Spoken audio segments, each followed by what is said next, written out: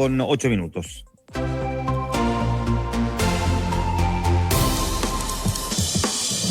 Vamos a hablar del cartel Jalisco Nueva Generación, que se ha convertido en el tema más inquietante de nuestra Latinoamérica en estas horas, después de vista la reacción que se generó y la gran cantidad de violencia desatada tras la muerte del líder de uno de los narcotraficantes más buscados del mundo. Lo vamos a analizar en un momento más, pero queremos partir con otro tema que tiene que ver con la crónica internacional, pero que directamente tiene a Chile como protagonista y que fija la posición, por lo demás, de lo que ha sido esta guerra entre Estados Unidos y China.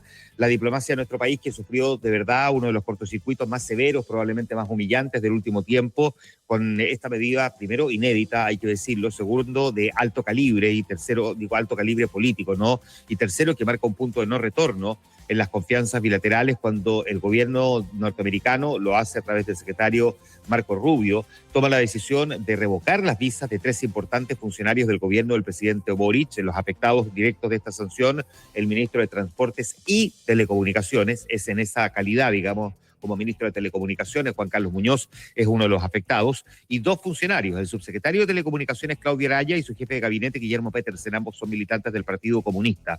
¿Cuál es la razón que se esgrimió por parte del gobierno de Estados Unidos para esta determinación? Primero, es bastante directa, y segundo, es bien brutal, ¿no? Que es acusar a las autoridades chilenas de haber dirigido, autorizado, financiado o prestado apoyo a actividades que comprometieron infraestructuras críticas de telecomunicaciones y que en última instancia socavaron la seguridad regional del hemisferio. ¿Qué es lo que básicamente ocurre aquí? El epicentro de esta tormenta tiene que ver fundamentalmente con un proyecto de infraestructura digital que se llama el proyecto China-Chile Express, que es una iniciativa impulsada por la empresa asiática China Mobile, que es la mayor compañía de telefonía móvil de ese país, y que pretende construir un cable de fibra óptica submarino para unir directamente la ciudad de Valparaíso con Hong Kong.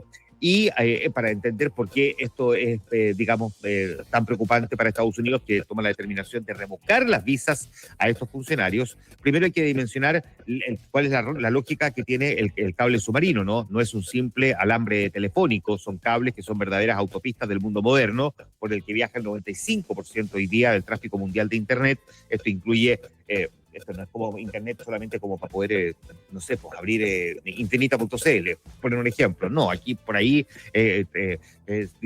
viajan las transacciones bancarias, por ejemplo, las transacciones financieras, las comunicaciones gubernamentales, datos que son además de relevancia militar, los secretos industriales de naciones de distinta índole. Entonces, Estados Unidos miraba este proyecto con profundo pavor. Un cable directo entre China y Chile permitiría que todo el gigantesco tráfico de datos entre Sudamérica y Asia fluya sin pasar por rutas que estén bajo la influencia o el monitoreo de Estados Unidos. Y para contrarrestar esa influencia china, es que Estados Unidos ya había celebrado que Chile se decidiera por el cable Humboldt, que es un proyecto adjudicado a la empresa Google, la empresa norteamericana, y que iba a conectar a nuestro país con Australia.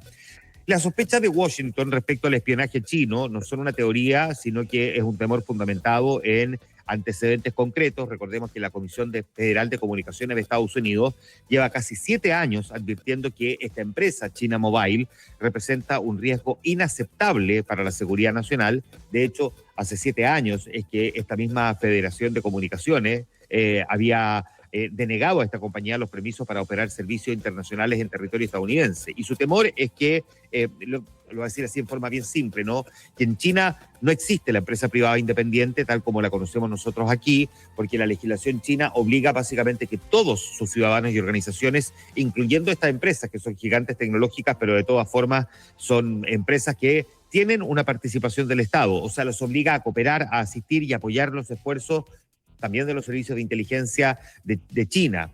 Y por lo tanto, Estados Unidos considera que a pesar de que se le había pedido a Chile, se había llegado al acuerdo para crear este proyecto del cable Humboldt junto a Google, termina haciendo este proyecto que además fue un proyecto, por decirlo así, que se desarrolló de manera más bien reservada, no de cara a todo el mundo. Quizás, de hecho, la gran mayoría del país no tenía idea que estábamos en este proyecto China-Chile para generar este cable. Provoca entonces esta determinación que para muchos, sin embargo, también es un poco exagerada, de cancelarle la visa a estos 3 funcionarios. Si en el Palacio de la Moneda hubo sorpresa por esta medida, fue porque simplemente habían ignorado las señales internacionales que venían hace un tiempo. Recordemos que Estados Unidos ya había ensayado este castigo hace muy poco con Costa Rica, dejando un precedente que probablemente debimos haber mirado con un poco más de detalle porque nos habría servido para entender que aquí se estaba generando una especie de escarmiento, ¿no? Esto fue en febrero del año pasado, cuando el secretario Marco Rubio fue a Costa Rica y lanzó una advertencia. Dijo iba a haber consecuencias y pagarían costos los funcionarios que usaran sus posiciones de autoridad para favorecer a actores extranjeros malignos que amenazaran la ciberseguridad y pocas semanas después Washington cumplió su amenaza y con una frialdad absoluta tomó la determinación de cancelar las visas de autoridades y exautoridades costarricenses que de alguna manera habían favorecido o defendido la participación china. En nuestro país quizás lo que más llama la atención es lo poco que se sabía de este proyecto y luego digamos, de iniciado el reporteo por parte de distintos medios de comunicación, Exante ha escrito hartos artículos muy interesantes al respecto, el diario La Tercera también, el Mercurio, vinimos a enterarnos de que no había una convicción total por parte de las autoridades de gobierno de la generación de este proyecto, pero que fue impulsado por el presidente Gabriel Boric y también por algunos funcionarios del Ministerio de Transportes y Telecomunicaciones, que son aparentemente estos dos funcionarios que además tienen militancia comunista, ¿no? Que es el subsecretario y su jefe de gabinete. El ministro de Transporte parece que tampoco era alguien que estaba del todo entusiasmado con la idea de este proyecto, y de hecho el canciller tampoco, Alberto Van Claveren tampoco mostraba particular entusiasmo. Como sea, se toma una determinación que, digamos, es un poco, si se quiere, exagerada desde el punto de vista del castigo, pero es bien acotada al mismo tiempo. Es un ministro, sí, pero es un ministro que está terminando. Este no es un ministro que le quedan por delante, no sé, 3 años en el cargo, sino que es un ministro que está terminando porque el 11 de marzo entrega el puesto. Pero probablemente lo que todavía no hemos logrado comprender del todo y dimensionar es el por qué este proyecto no había sido lo suficientemente publicitado, un proyecto que además recién estaba partiendo. La pregunta es si Estados Unidos envió algún tipo de advertencia interna, alguna advertencia más bien reservada al gobierno chileno para que no prosperara con este proyecto hasta que finalmente se produjo esta situación que ha generado, por supuesto, todo este ruido. Vamos a mirar, porque hay convocado a una serie de conferencias durante la jornada del día de hoy. La Cancillería tuvo una primera reacción, el gobierno chino también salió a pegarle muy duro al gobierno norteamericano producto de aplicar esta sanción, diciendo que Chile o países como el nuestro pierden todo tipo de soberanía si es que finalmente van a ser castigados por tomar determinaciones respecto de generar vínculos con el gigante asiático. Y un último apronte, si se quiere, respecto de este tema, es lo siguiente. Para Chile, la ecuación China-Estados Unidos es muy compleja. China es su principal socio comercial, pero Estados Unidos es de verdad, o tú estás con él o estás en contra de él. No hay un punto intermedio, digamos, en el Estados Unidos de Donald Trump. Entonces, administrar ese equilibrio es muy complejo. La misma razón por la que ya habíamos visto que habían cuestionamientos respecto de cómo el presidente Gabriel Boric estaba sistemáticamente sin la necesidad de estar sistemáticamente cuestionando al presidente Donald Trump. Una cosa es fijar una posición que es legítima y a veces necesario por parte del jefe de Estado respecto a ciertas materias que son de debate internacional, como es el caso, por ejemplo, de Venezuela o más recientemente el caso de Cuba, incluso en otras situaciones como los bombardeos norteamericanos a posiciones iraníes o la posición asumida por Estados Unidos respecto de la situación en la Franja de Gaza. Pero hemos visto también que el presidente Gabriel Boric, sin mediar provocación alguna y sin la necesidad, digamos, de instalarse como un actor, digamos, protagónico, salió a cuestionar en varias oportunidades al presidente Donald Trump, es decir, sin mediar provocación necesariamente. Y muchos decían, no sé si es necesario, considerando, digamos, lo precario de un equilibrio de esta naturaleza, dada la importancia que representa China para Chile y al mismo tiempo, por supuesto, también Estados Unidos.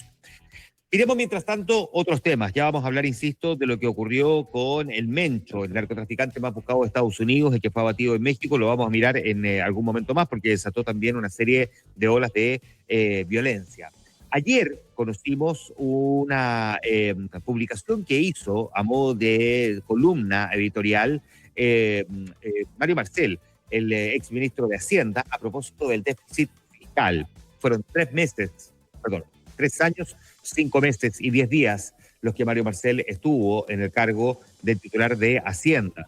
Y luego de conocerse este tercer incumplimiento fiscal para el cierre del 2025. Obviamente que las miradas del mundo político y también las miradas del mundo técnico recayeron fundamentalmente en Mario Marcel, no solamente sobre el actual ministro de Hacienda, Nicolás Grau, sino que también de quien ocupó la cartera durante la mayoría del tiempo en el gobierno del presidente Gabriel Boric. Y cuando digo las miradas apuntaron hacia él, es fundamentalmente ver cuál es su responsabilidad en la gestión que tuvo en esta materia en términos de fijar una meta para el déficit fiscal y luego tratar de cumplirla. Bueno, la cosa es que el exministro hizo una férrea defensa de su trabajo a cargo de Teatino 120, se lanzó contra los que apuntan más a recortes y argumentó que era imposible contener más el gasto público en estos años. Más que una columna, lo que hizo el diario Pulso de La Tercera fue, digamos, una serie de intercambio de mensajes con el exministro a través de WhatsApp. Y él dice: mi gestión fiscal empezó en 2022 con el mayor ajuste fiscal en el mundo ese año y el primer superávit efectivo y estructural en Chile en 15 años. En el 2022 se propuso reformas a la ley de responsabilidad fiscal que agregaron un límite a la relación deuda-Producto Interno Bruto y metas anuales en lugar solo del final del periodo. Siguió el 2023 con un cumplimiento pleno de la meta original del balance estructural y un crecimiento del 1% real del gasto primario. Luego, en 2024, dice, se formuló un presupuesto incluyendo en las proyecciones de recaudación los informes financieros de las reformas legales del periodo del presidente Piñera, que fueron firmados, entre otros, por quien fue el director de presupuesto de aquella época, Matías Acevedo. Y él dice, la realidad difirió drásticamente de esos informes. Enfrentado a esa situación, implementamos un recorte de gasto de más de $1.000 millones durante el 2024. Y según dice él, ese recorte no fue suficiente para evitar el incumplimiento de la meta estructural y se aplicaron los procedimientos establecidos en la ley de responsabilidad fiscal que había propuesto el gobierno. Dado que esto iba a tener implicancias para la ejecución del presupuesto de 2025, se tomaron medidas. Recorte de $600 millones durante la discusión del presupuesto, una medida inevitable, que generó múltiples reclamos, pero que aplicamos igual, 6 iniciativas legales para reducir permanentemente el gasto y aumentar los ingresos, parte de las cuales aún no termina de aprobarse, y actualizar la proyección de ingresos sobre la base de las recomendaciones de una consultoría del Fondo Monetario. No solamente esto, Marcel dice que fue el tema ya, dijo que los recortes del 2024 y 2025 y que el periodo 2023-2025 cerró con un crecimiento del gasto del 2%, más bajo que cualquier gobierno del retorno a la democracia. O sea, él hizo, básicamente, para no extender más la cuenta en este punto, paso distintas medidas fiscales adoptadas en su gestión y se lanzó contra sus críticos por el incumplimiento del gobierno en esta materia. Él dijo que si la situación demográfica presiona fuertemente los gastos, hay que encontrar una forma en que respondan los ingresos. Y el problema hoy es que creemos que todo se puede, se debe resolver y toda esta situación técnica, persistieron ayer los contribuyentes. La oposición cuestionó la defensa que hizo Marcelo en este sentido a la ley fiscal, acusó que hay un gasto público inflado en el actual gobierno y por lo tanto lo que dice es que él terminó privilegiando la política por sobre la responsabilidad fiscal. Tema que sabía que algún momento iba a provocar la reacción de que fue haciendo.